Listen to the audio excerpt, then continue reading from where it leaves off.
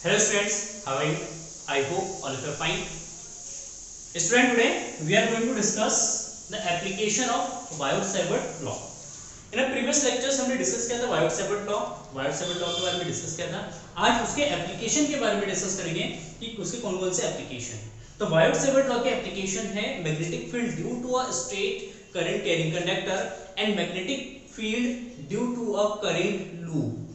Current loop के कारण magnetic field निकालेंगे एंड किसी एक लॉन्ग स्ट्रेट कंडक्टर है और उस स्ट्रेट कंडक्टर के कारण किसी भी पॉइंट पे हम मैग्नेटिक फील्ड कैलकुलेट करेंगे. ठीक है, तो ये दो एप्लीकेशन है बायोट-सेवर्ट लॉ के एंड उसके बाद हम एम्पियर्स सर्किटल्स लॉ पढ़ेंगे.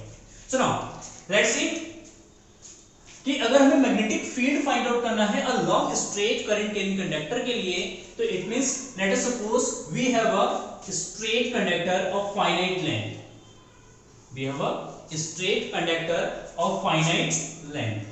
ये जो हमारे पास कंडक्टर है, इस कंडक्टर की जो लेंथ है वो फाइनाइट है. Finiteness means it has a particular length. Let us suppose कि 10 सेंटीमीटर का हो सकता है या 1 मीटर का हो सकता है, 10 मीटर का हो सकता है, किसी भी फाइनाइट लेंथ का एक वायर है. And let us suppose here a point P, एक पॉइंट P है और इस पॉइंट P पर मैग्नेटिक फील्ड कैलकुलेट करना है. तो इसके लिए हम क्या करेंगे, takes a perpendicular distance from the wire, let us r. Let us suppose कि ये डिस्टेंस जो है वो कितना है, स्मॉल r है और ये परपेंडिकुलर डिस्टेंस है. हमेशा याद रखना कि जो डिस्टेंस लेंगे p का वो परपेंडिकुलर डिस्टेंस होना चाहिए. कैसा डिस्टेंस होना चाहिए? Perpendicular distance. And let us suppose it is R. So now let कर लेते हैं करंट इस स्ट्रेट कंडक्टर में आई करंट फ्लो हो रहा है और ये जो पॉइंट P का लोकेशन है वो इस एंड से ये लेट सपोज ये 5 एंगल पर है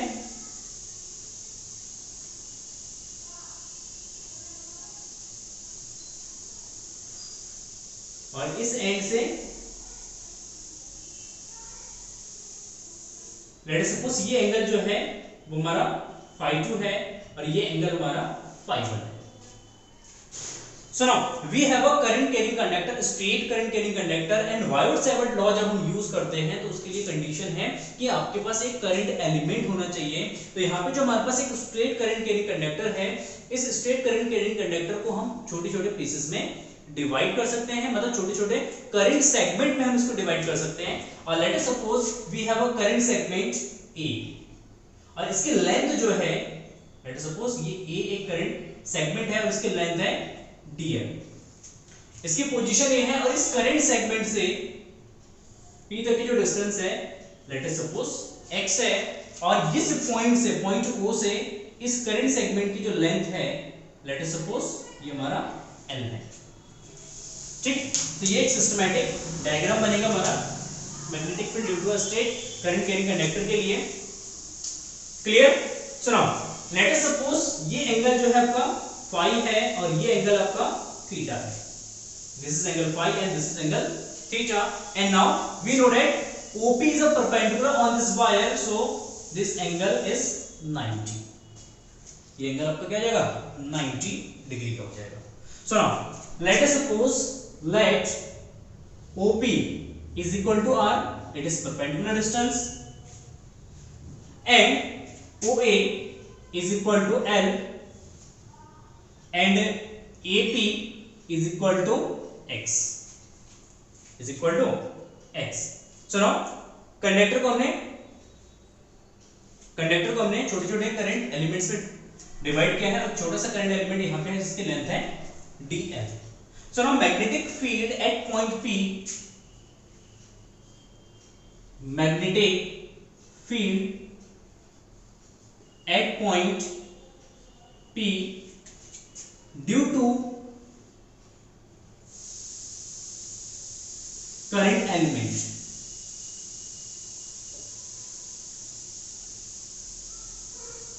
due to current element dl, current element dl के कारण पॉइंट P पर मैग्नेटिक फील्ड कितना होगा? That is dB is equal to mu naught upon 4 pi I D L sine theta divided by R square. I D L sine theta upon R square, theta is the angle between, sorry R square नहीं X square, मतलब DL से P तक का जो distance है वो x है, सो यहाँ पे x स्क्वायर होगा। क्लियर है? And angle theta is angle between x and dl, x and dl के बीच का एंगल है और ये हमारा थीटा है। So now let us suppose this is equation number first, and in triangle OAP, in triangle OAP angle O is 90 degree, so theta plus phi is equal to 90। तो इन दोनों angle का सम कितना हो जाएगा? 90 हो जाएगा।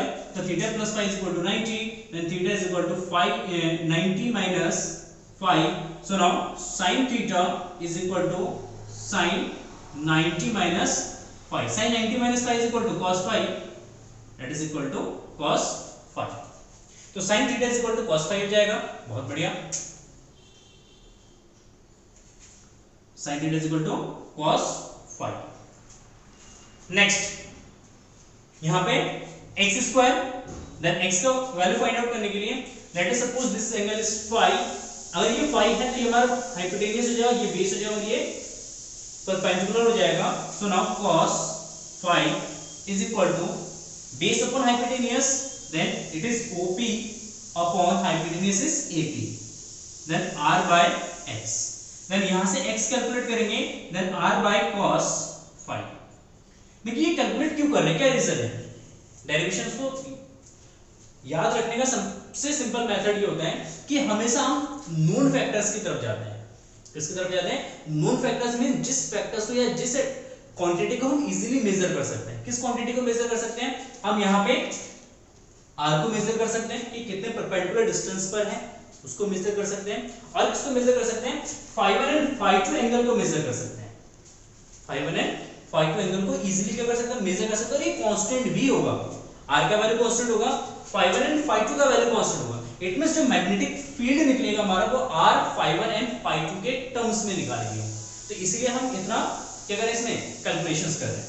सो नाउ यहां पे x इज इक्वल टू जाएगा r sec phi, r is equal to sec phi। Clear? Next tan phi use करते हैं क्योंकि dl का वैल्यू फाइंड आउट करना है। Then tan phi is equal to perpendicular upon base, perpendicular अगर इसको phi लेते हैं परपेंडिकुलर जो OA by base, base is equal to OP। So now that is equal to R by L, sorry OA L by R, then L is equal to यहां से L हो जाएगा हमारा R into tan phi। So now differentiate this equation, differentiate with respect to phi, phi के respect में इसको differentiate करेंगे तो ये dl upon d phi, dl upon d phi r into tan phi का डिफरेंशिएशन हो जाएगा sec square phi, d phi का जब मल्टीप्लाई करते हैं तो dl इज इक्वल टू हो जाएगा r into sec square phi into d phi। Clear? dl का वैल्यू आ गया, sin थीटा का वैल्यू आ गया, एंड x का वैल्यू क्या यहां पे सब्स्टिट्यूट कर दो। ठीक है, यहाँ पे इसलिए हमने चेंज कर देखो dl जो है हमारा सेगमेंट कहां हो सकता है? यहाँ पे भी हो सकता है, यहाँ पे भी हो सकता है, यहाँ पे भी हो सकता है, ऊपर भी हो सकता है। तो इट मींस अगर dl सेगमेंट को हम चेंज करेंगे तो उसके साथ हमारा थीटा भी क्या होगा? चेंज होगा। मतलब थीटा वेरिएबल कांस्टेंट है, ये वेरिएबल्स क्वांटिटी है, ठीक है ना। ये जो l है, l भी हमारा क्या है? वेरिएबल क्वांटिटी है। यहाँ पे x जो है, x भी एक वेरिएबल है, तो इसलिए हमने इन सारे टर्म्स का वैल्यूज निकाल के इक्वेशन नंबर फर्स्ट में सब्स्टिट्यूट करेंगे। So now from equation first dv is equal to mu naught upon 4 pi I, dl का वैल्यू जो r sec square phi into d phi into sin theta, and sin theta का value लिख सकते हैं cos phi divided by x का value r sec phi है, इसका square करेंगे तो जब r square and sec square phi, sec square phi से sec square phi cancel, and एक r से एक r कैंसिल कर देंगे। So now we get dv is equal to mu naught अपॉन 4 pi I, mu naught अपॉन 4 pi I cos phi d phi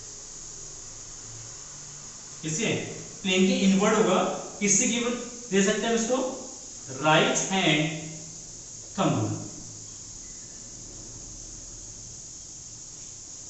right hand thumb rule से हम इसको कैलकुलेट कर सकते हैं। चलो give some let's see some special cases. कुछ स्पेशल केस लेते हैं कि हमारे पास अगर एक इनफाइनाइट लॉन्ग स्ट्रेट कंडक्टर है, क्या है, इनफाइनाइट लॉन्ग, ये तो फाइनाइट लेंथ का है ना, तो अब एक एज्यूम करते हैं कि जो हमारे पास एक्स वाई कंडक्टर है, स्ट्रेट कंडक्टर, इसका लेंथ इनफाइनाइट है। Case first, if the conductor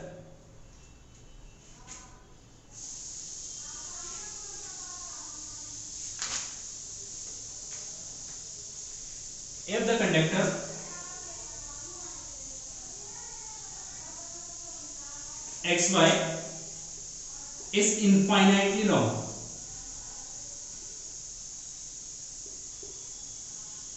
infinitely long, अगर ये इनफाइनाइट लॉन्ग है, देखिए अगर इससे लेंथ को अगर बढ़ाएंगे तो ये जो एंगल है, ये हमारा एंगल क्या होगा, इंक्रीज होगा, इनफाइनाइट में जाएगा तो ये एंगल अप्रोक्स क्या हो जाएगा, यहाँ पे अप्रोक्सीमेट में ये एंगल हो जाएगा 90, क्योंकि एंगल हो सकता है मे बी जो एंगल बने यहाँ पे, ये एंगल 89.99 समथिंग कुछ बने, क्योंकि अगर 90 अप्रोक्स 90 हो जाएगा तो पैरेलल हो जाएगा, तो भी इंटरसेक्ट नहीं करेगा, तो इसलिए हम अप्रोक्सीमेट में ये जो एंगल यहाँ पे लेते हैं इनफाइनाइटली लॉन्ग कंडक्टर के लिए, वो 89.9 है, that is approximate 90।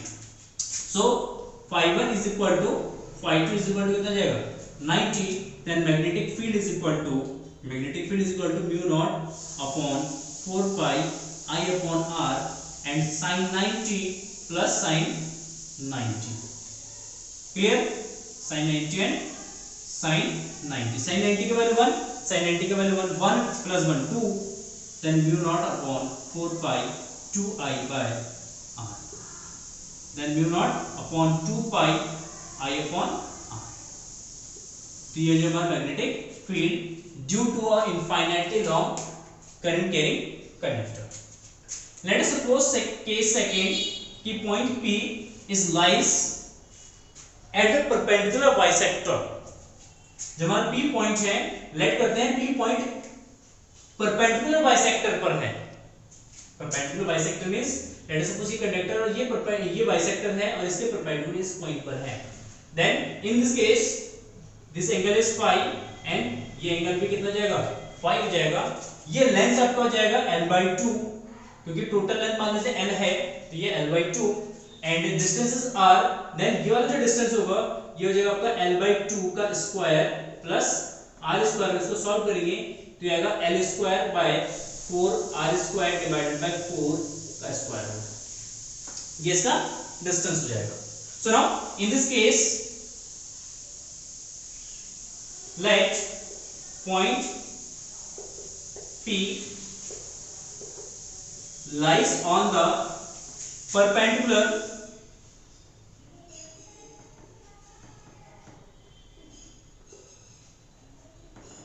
bisector, perpendicular bisector पे होगा, तो यहां से sin phi का वैल्यू जाएगा, sin phi यहां पे phi1 is equal to phi2 is equal to क्या जाएगा, phi लेट कर लेंगे कि phi1 phi2 is equal to phi and sin phi is equal to जाएगा आपका sin phi is equal to, ये होता है हमारा परपेंडिकुलर अपॉन बेस, तो ये एंगल phi है तो ये परपेंडिकुलर हो जाएगा l/2 और ये हमारा बेस हो सॉरी परपेंडिकुलर अपॉन हाइपोटेनियस हो जाएगा root of l square plus 4r square और 4 का स्क्वायर रूट निकालेंगे तो 2, तो l से l 2 से 2 कैंसिल हो जाएगा, तो ये l by root of l square plus 4r square, ठीक है, sin phi का वैल्यू जाएगा। So now b is equal to mu naught by 4 pi I upon r sin phi plus sin phi, phi1 into phi1 plus phi2 की जगह sin phi plus sin phi, देखिए sin phi plus sin phi 2 sin phi and phi sin phi का value ये हो जाएगा, तो value substitute करेंगे यहाँ पे, तो mu naught upon 4 pi I by r और ये 2l divided by root of l square plus 4r square, ठीक है। टेस्ला। यूनिट क्या हो जाएगा इसका? टेस्ला। तो इस तरीके से हम एक इनफाइनाइटली लॉन्ग स्ट्रेट कंडक्टर के कारण हम मैग्नेटिक फील्ड कैलकुलेट कर सकते हैं। ठीक है, इज इट क्लियर? सुनो, बहुत ही सिंपल सा डेरिवेशन था, आई होप आपको समझ में आ गया होगा। और इसमें जो मैग्नेटिक फील्ड निकालने के लिए हम सिंपली हम क्या यूज करेंगे? Right hand thumb rule use करेंगे। ठीक है, राइट हैंड थंब रूल के अकॉर्डिंग वो एक्सप्लेन कर देता हूं कि जैसे ये हमारा कंडक्टर है, इसमें करंट अगर इस डायरेक्शन में फ्लो रहा है तो यहाँ पे थंब जो है वो करंट के डायरेक्शन में होगा, करंट के डायरेक्शन में। एंड लेट अस सपोज इस पॉइंट पे मैग्नेटिक फील्ड निकालना है तो फिंगर्स को उसी डायरेक्शन में क्या करेंगे? अलाइन करेंगे और उस पर थोड़ा सा फोर्स लगा देते हैं इस तरीके से। तो मैं और इमेजिनेशन करिए अगर यहाँ पे एक पार्टिकल है और उसको हम इस तरीके से फोर्स करते हुए स्ट्रेट जाएगा ना, तो इट मींस इस पॉइंट पे मैग्नेटिक फील्ड इस डायरेक्शन में। तो अगर सिस्टमैटिक वे में देखेंगे तो हर एक पॉइंट पे मैग्नेटिक फील्ड क्या होगा? इसके सर्कुलर होगा। तो स्ट्रेट करंट कैरिंग कंडक्टर्स के कारण जो मैग्नेटिक फील्ड होता है इसके अराउंड एक कॉन्सेंट्रिक सर्कल्स होते हैं। क्या होते हैं? कॉन्सेंट्रिक सर्कल्स होते हैं इस तरीके से। तो हर एक पॉइंट पे मैग्नेटिक फील्ड क्या होगा? कॉन्सेंट्रिक सर्कल्स बनेंगे। क्लियर? सुनो, this is known as right hand thumb. Clear? And thank you for watching this video and have a nice day. Bye bye.